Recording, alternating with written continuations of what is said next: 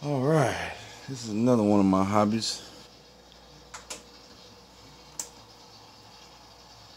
It's tank cleaning day.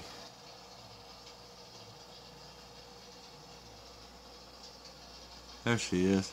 There's only one angel in this tank. I had two. We lost the male. In the next couple weeks I'm going to be adding more angels to this tank. It's just a 56. It's 30 inches long, 24 deep, 18 front to back. And I'll be adding like some Tetras and neons, and a couple more angels, some Corys. All the grass is real, except for those two, and that one little piece right there. Everything else is live grass. I'll be putting a bunch more in here.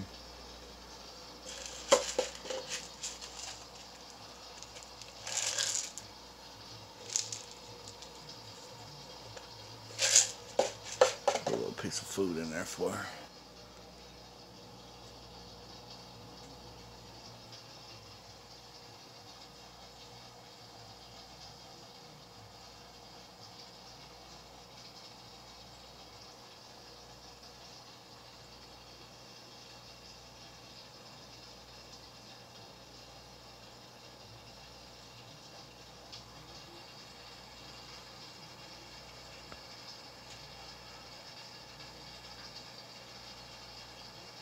Well, she'll get it eventually.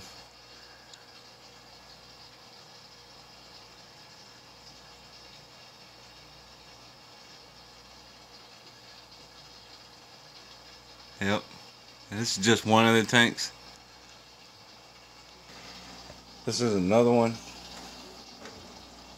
I'm down to just one light.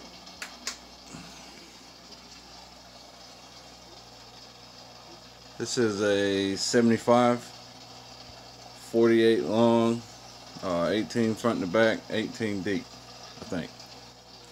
This is a fairly common size tank, and you'll see in most of my tanks I usually throw a skull in there. None of this grass is live. You'll see this hair algae in here. I actually caused that by putting a piece in here. I put it actually on this little stick here. It had it growing on it, and it was sort of in the current, so it gave you that sea anemone look, which I really liked. I just didn't think, and it took over the tank. I've gotten most of it out. This is like the 56. This is sand. The 56, I added gravel to it as well, cheap white gravel. This is just playground sand that I washed several times before I put it in here. This tank used to hold several South American cichlids, Oscar, Red Devil. And when I lost the last one, I figured I wanted to go small with the fish. And these fish have been in here since 2014. And at that time, I think I had at least double, if not more, fish in here. I'll be restocking this tank here real soon. That's not real.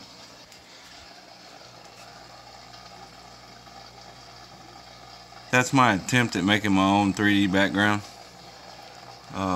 We have a plant nursery here known as Pike Nursery, and they usually have a big bin of dried out driftwood for sale for cheap. I just picked different pieces and stacked them up. It actually came out pretty good. There is a 4 or 5 inch pleco in here, but it does a really good job of hiding. And we've almost gotten all that hair algae out. Instead of running an air stone, I run this filter powerhead combo unit from AquaClear, I believe. If you get one of these from the pet store, these come separate, and I've never found these at PetSmart. I actually ordered that filter combo from Dr. Foster and Smith. The water has like a little yellow tint to it, but that's just because your Driftwood bleeds. Even after 4 years, it will still turn the water yellow, but you know, 10-gallon water change will get most of it out. New carbon will get most of it out. This one too is going to be getting a small water change. And since we're going to be adding fish to this tank, I set up my quarantine. This is my quarantine tank. I didn't actually set it up, it's been set up. I just got it completely ready to start adding fish to it. The grass isn't real. Of course, there's usually always going to be a skull in one of my tanks. There's no fish in here currently. LED light. Decorated for Halloween. But like I said, since those fish in the 75 are established, I don't want to add anything new and put them at risk. So everything will go in here in batches. And we'll wait a week or two and then add them to the 75. This way we don't introduce anything into the tank. And then I've got 2 project tanks that I'll be doing over time. Actually, I have 3. I have a whole nother 75-gallon that's empty. I've just not gotten around to setting it up and figuring out what I'm going to put in it. So on to the first project tank. So this is the first one. There's no fish in it currently or grass. So I'll be adding grass to it first. And then probably some fish. It's been up and running, so it's cycled. And if you're into the aquarium hobby or want to get into it, I would suggest learning about the cycle first. This is a 20-gallon hex. This light is actually broken. It's stuck in night mode, so I've got to get another light as well.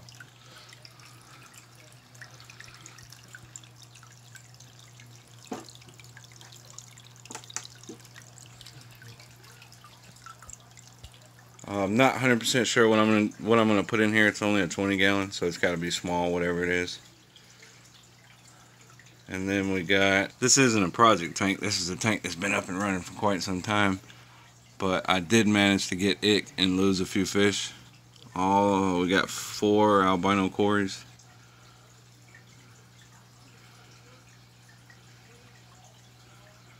And 1 black skirt Tetra somewhere in there. All that grass is real, that's not. This is just a little tin that I actually enjoy. Those Corys never stop.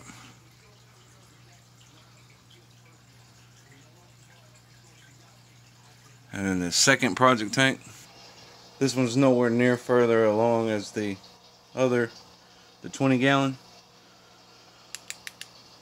This is a 50 or a 60-gallon hex. I used to always have this up and running, and I've had all kinds of fish in it. I do not like the other one. I don't have a top. I do have a top for the 20, but the light strip is broke and I cannot find that particular size, so I just took the whole top off. This one just needs to be cleaned out. I actually got this tank at a real good price from a local fish store. But again, not 100% sure what I'm going to put in here. And we're a good ways away from actually making that decision and having the tank set up. But long before I would put fish in here, I would have this tank up and running. Mainly for the cycle issues. So once that tank would say was up and running, I would probably take something out of here, like that rock or maybe the old filter pack, and set it in the other tank just to speed along that cycle when it's that bacteria you're trying to transfer over to the tank. That bacteria is what keeps your fish alive.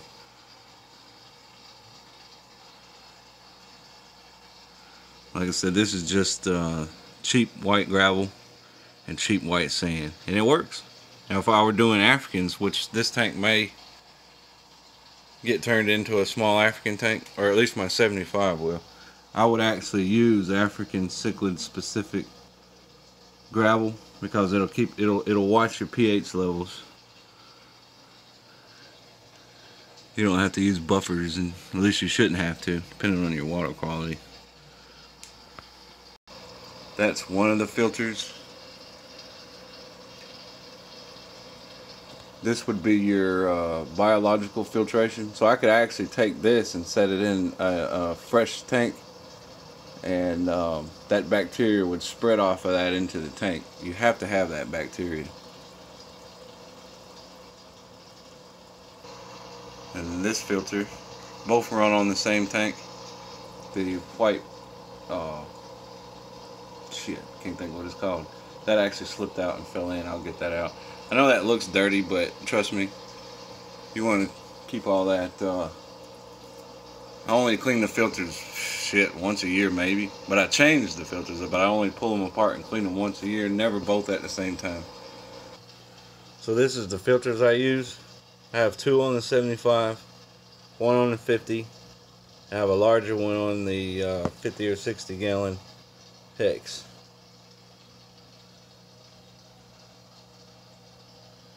And what makes these good is, if you don't already know about these filters, is it's a three-way. So there's your mechanical, there's your chemical, and there's your biological.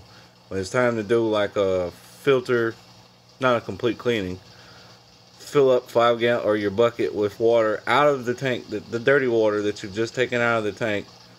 Get this bottom piece, wring it out in it, put it back in here. Same thing for this, the chemical. If I wasn't going to change the carbon pack, again, I would do the same thing and wash it out in the bottom. Never do all three at the same time. Never do both filters at the same time.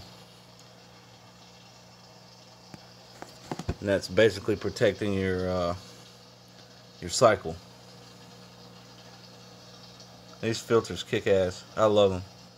They come all the way into, I think, a 110.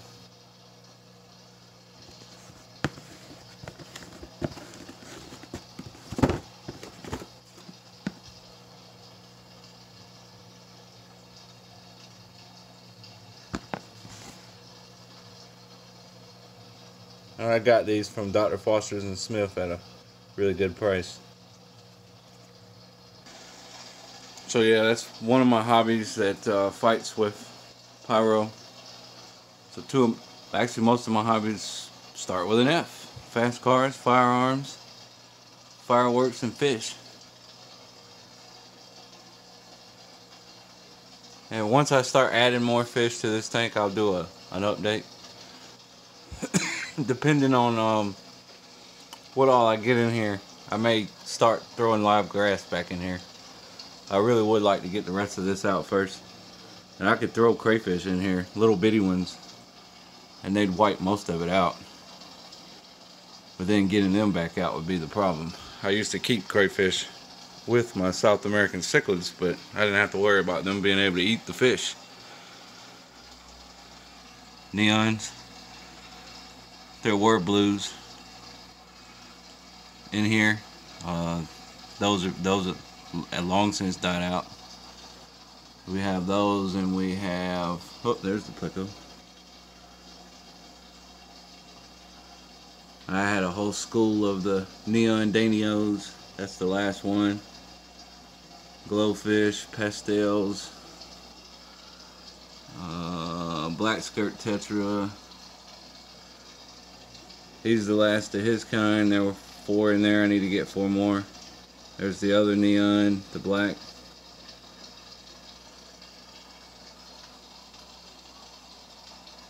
So, if not this week, next week I'll hit up probably PetSmart, see what they got on sale,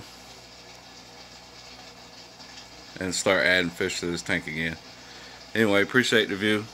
I'm actually thinking about starting an aquarium channel, since this channel is mainly pyro related. And if so, I'll probably start it off of this in the 56.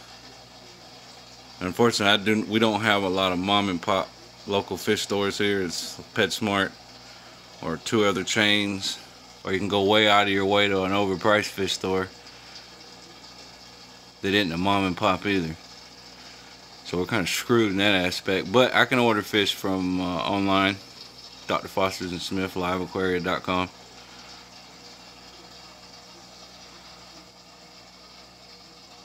Anyway, appreciate the view, and Thanks.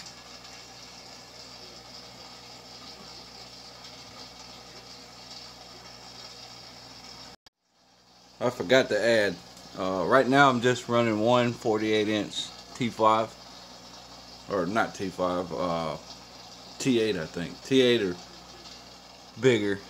It doesn't do the lighting of the tank justice. I lost my good light. That was an LED.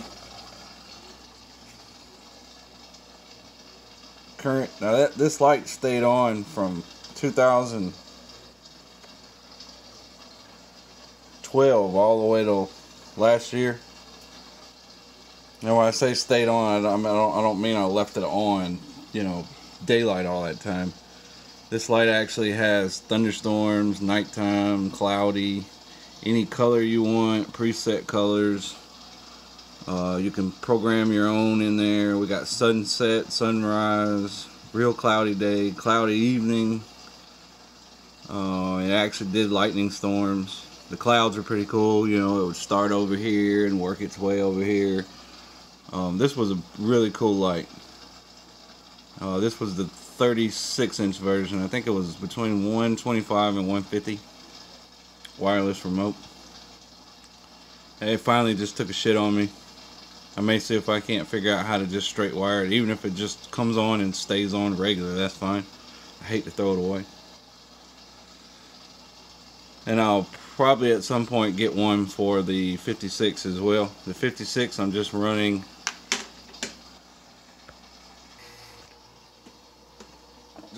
two T8s. The other one's a little bigger. I can't flip it over and show it to you. And there is a nighttime coral bulb that I use for some nights, but it actually just blew out, so there's no night light for this tank. But with this one, when you had it in night mode, all of the glowfish just stood out. It was really cool. Looked really nice. So I'll definitely be adding glowfish. Only thing I hate about them is it's hard to catch a deal on those. Everybody charges. But it's worth it when I get another light in there. Oh, there's the pleco.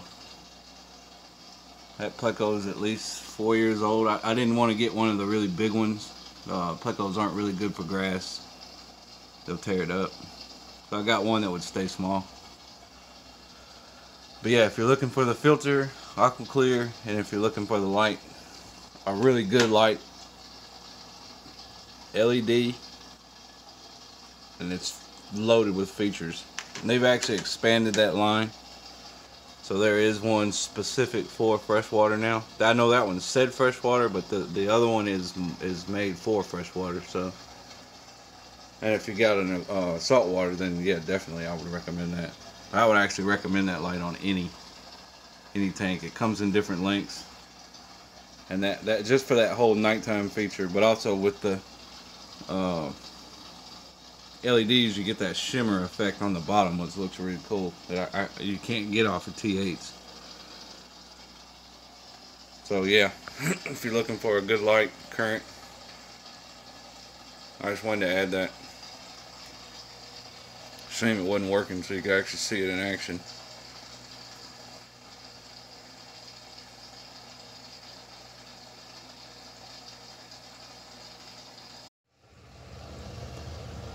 There's the pleco. It's about 4 years old.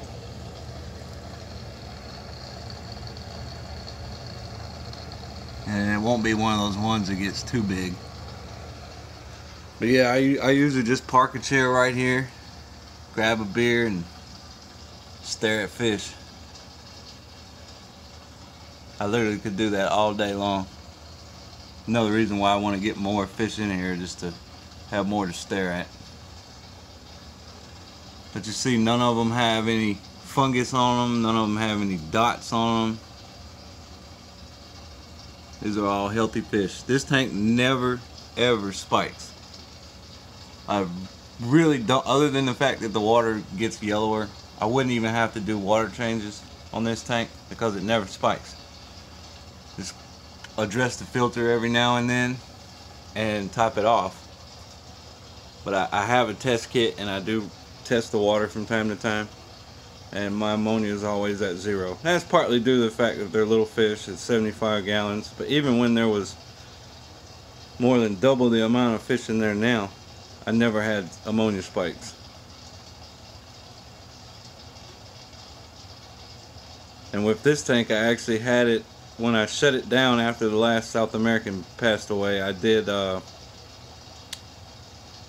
I actually ran this tank for over a month empty, with water in it and all the gravel and everything, no fish. And I actually added a little bit of piss, yes, piss, and a little bit of ammonia to the tank.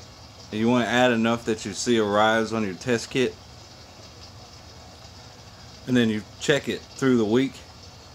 Eventually you'll start to see it drop. Also, I added this live nitrifying bacteria.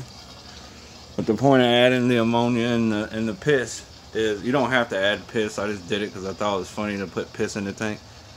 But what you're watching for is the ammonia that you raise the level to. You're watching for it to drop. And as it's dropping, you'll see your next level,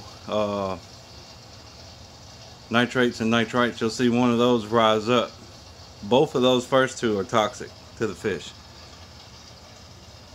And then you'll see your next one rise up as the one before it drops off, and then ammonia should be at 0. And then what I'll do is once I start to see the last one rise and the ammonia start to almost not be there anymore, I'll add more piss and more ammonia. As soon as I know that it cycles it out in less than a week, I'll do a big water change, throw some more nitrifying bacteria in there, and it's cycled. Another quick way you could do it is just pull something off of an established tank. So one of the older filters out of this could actually go in a new tank and help speed that process up. I just went the piss and ammonia route just to see it. I had never actually done it. Most of the time I just pull stuff out. So that's it. Thanks.